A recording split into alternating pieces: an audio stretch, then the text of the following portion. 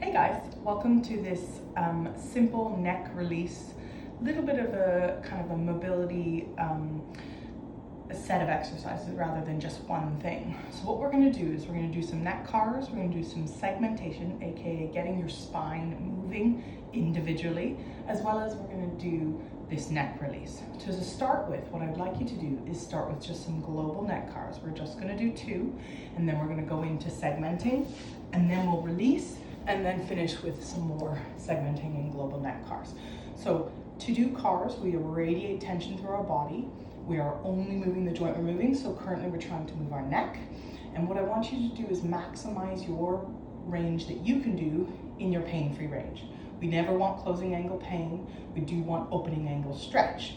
So I'll take you through. We take a breath in, trap that air in our lower abdomen. You can irradiate tension, you can cross the arms, whatever feels good for you for this neck. I like to often have the arms to the side. And I'm going to start to tuck my chin, flexing my neck all the way down. When I get to the end of my range, I'm going to start to say no. So the chin will lead, rotating. Once you get to the end of that range, drop your ear to the shoulder, and then it starts to come up. That chin goes up towards the other side, over to that left shoulder, minimizing any movement from other body parts, coming back around to the front. So closing angle is here. We don't want pain there, or if we're tilting to the side, that's a closing angle, but we do want stretch on the opening side. So you're trying to make your greatest, safest circle. Let's do one more. Tuck the chin, rotate that all the way to the left, drop the shoulder, ear to the shoulder, chin comes up, seek that stretch through that tissue, over to the other side. Remember, we go super slow and controlled with the cars, feeling for the range of motion. Right, next exercise. In the lower spine, we normally do segmentation where we individually move each joint and we use a squash ball. In the neck, the squash ball is actually a bit too small. So what we're gonna do is we're just gonna use our finger. So instead of our squash ball, we're gonna place our finger just on the neck. So right centrally on the spine. So the easiest way is to lay flat on your back, head on the ground, and then you're going to use your finger. I'll use the opposite side.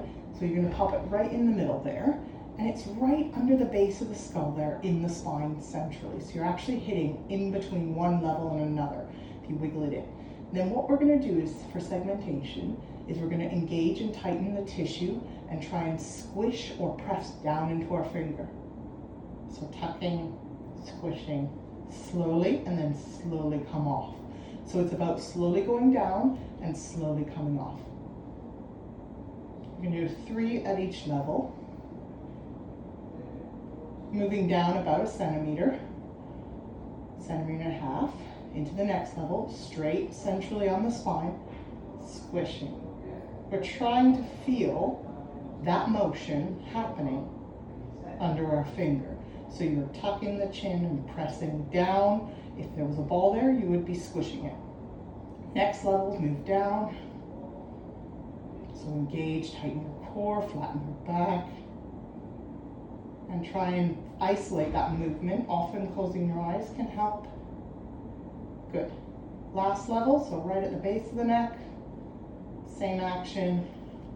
Just get that finger underneath. Sometimes you might need to come up a little bit. Great. So that's our mobilizing, loosening up our neck. Now we're going to take the block. So you're using a yoga block, and we're going to use the edge to go into those upper muscles at the back. So I'm going to pop it underneath. You kind of have to angle it in a way. You're going to use the inside edge, and then your head is on it. And what you're going to do now, this shouldn't be super painful, but we're pressing, so we're just at the base of the skull, the block is lying there, and we're going to press down into it, and we're going to release by rotating our head side to side. It's pretty safe, this.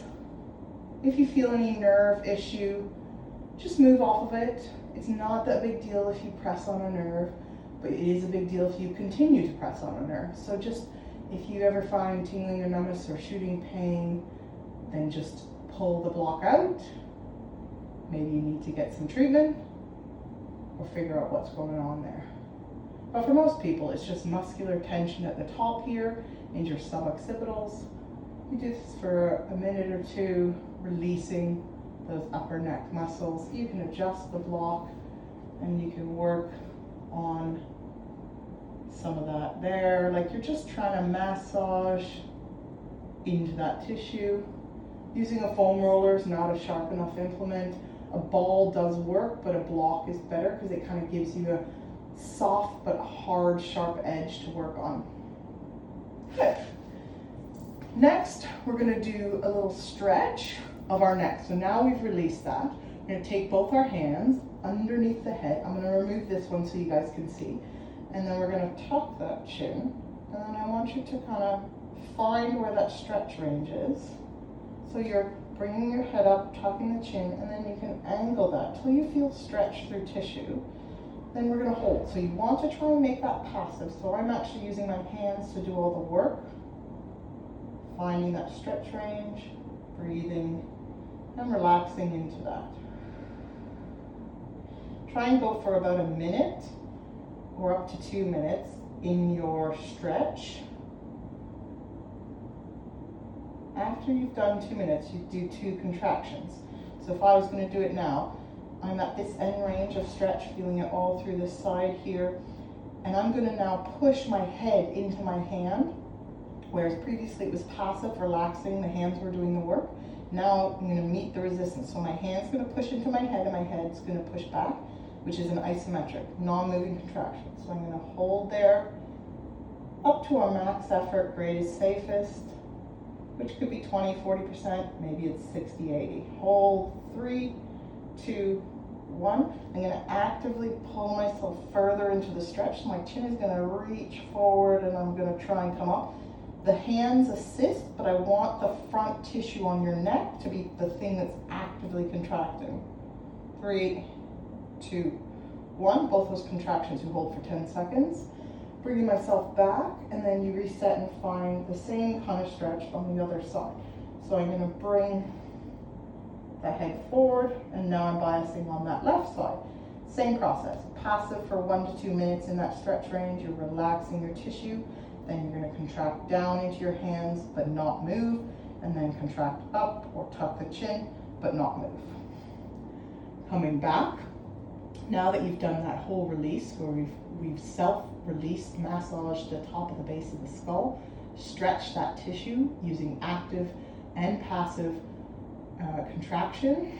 And now we're going to do a little more segmentation. That first exercise where you stick your finger in, second exercise, tuck your chin. So you should probably feel there's a little bit opening. So start at the base, 3 reps, squishing down, move to the next level, engaging and tightening. Next level, control all the way down and all the way up. And next level. Good. Then finally, we're going to end with, again, our neck car. So you've done all of that. We're going to go back to globally trying to move our neck. We're going to take that breath in, trap the air, and we're going to tuck our chin. You might feel, oh, I can go further. I can get more stretch. Chin rotates, ear to the shoulder. Coming up, over to the other side. Reverse, going back. Coming all the way up. And going around. And down. And that's your neck tension release video for today.